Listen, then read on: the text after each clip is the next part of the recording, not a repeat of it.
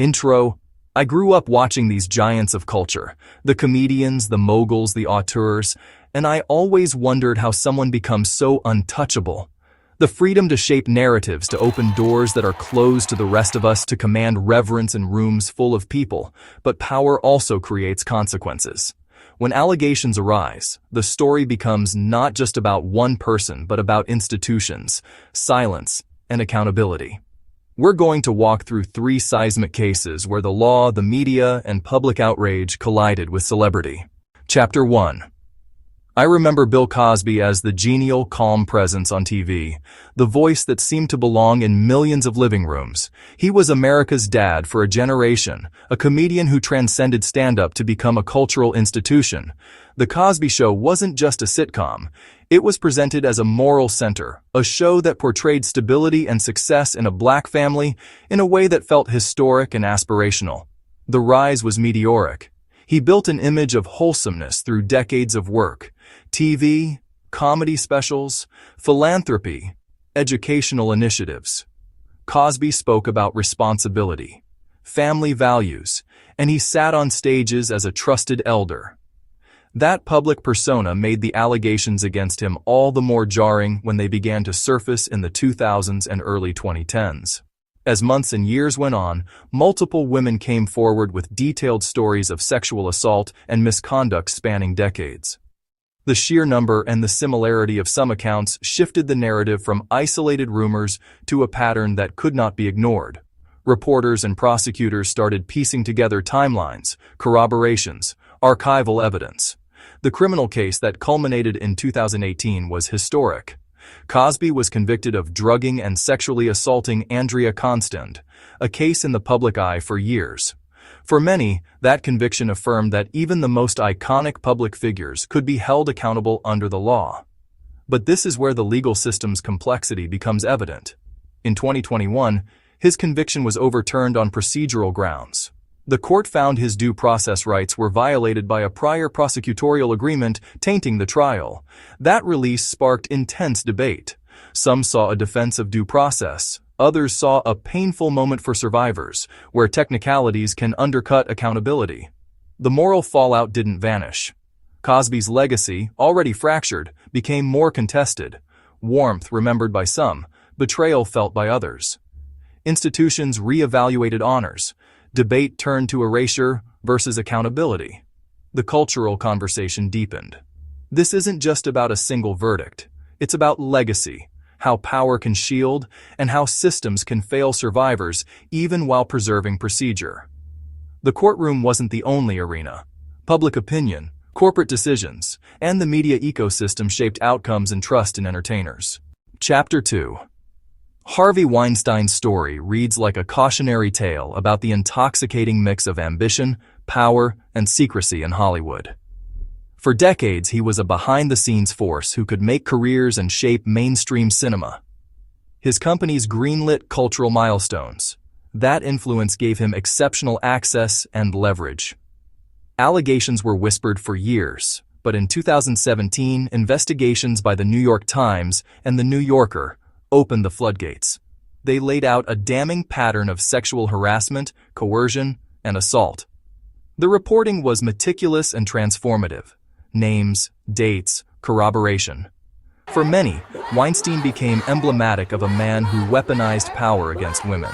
What followed was seismic. Dozens of women came forward with allegations spanning decades, and secrecy, non-disclosure agreements, and industry complicity allowed abuse to continue. Similar stories suggested institutional patterns, not isolated transgressions. This reporting became a catalyst, fueling the Me Too movement and global disclosures. Conversations turned to consent, workplace safety, and power dynamics. Legally, Weinstein was indicted and tried. In 2020, a New York jury convicted him of rape and sexual assault. The verdict symbolized accountability and underscored the role of journalism and survivor testimony. There were symbolic and practical consequences, validating survivors and journalism and triggering reforms. Studios changed complaint handling, HR practices shifted, and power was scrutinized across creative industries. Yet the story is messy. Supporters invoked due process. Defense strategies raised questions. Appeals and civil suits proliferated. The case forced a cultural accounting. How many others were protected by proximity to success? Me Too broadened understandings of consent and coercion and exposed mechanisms, NDAs, institutional loyalty, PR, that kept abusers untouchable. Weinstein's fall didn't fix everything, but it became a fulcrum, making similar behavior harder to ignore and showing journalism's power. His professional achievements are now inseparable from abuses of power. Chapter 3. Roman Polanski is one of cinema's most celebrated and controversial figures, a lauded director whose artistry shaped modern filmmaking. But his biography is scarred by a 1977 criminal case that has haunted his legacy. This is where artistry, law, and exile collide, remaining unresolved and hotly debated. In 1977, Polanski faced charges including statutory rape of a minor. He pled guilty to a reduced charge as part of a deal, but fled the United States before sentencing, fearing a harsher outcome, turning a case into an international pursuit. He has lived largely in Europe, navigating countries with varying extradition agreements. There were arrests, failed extradition attempts, and legal maneuvers spanning decades, each bringing renewed media debate.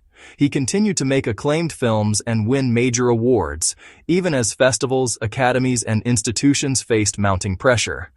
Should art be separated from the artist? Should awards be rescinded for an accused and convicted felon who fled?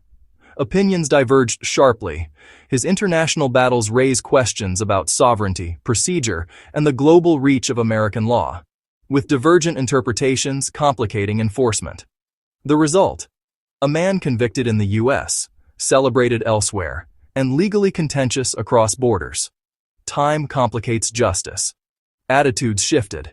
New movements, new standards of accountability, renewed focus on victims' rights. Beyond PR, the victim's voice is central, and legal limbo can compound harm. Talent should not confer immunity. Institutional choices set standards.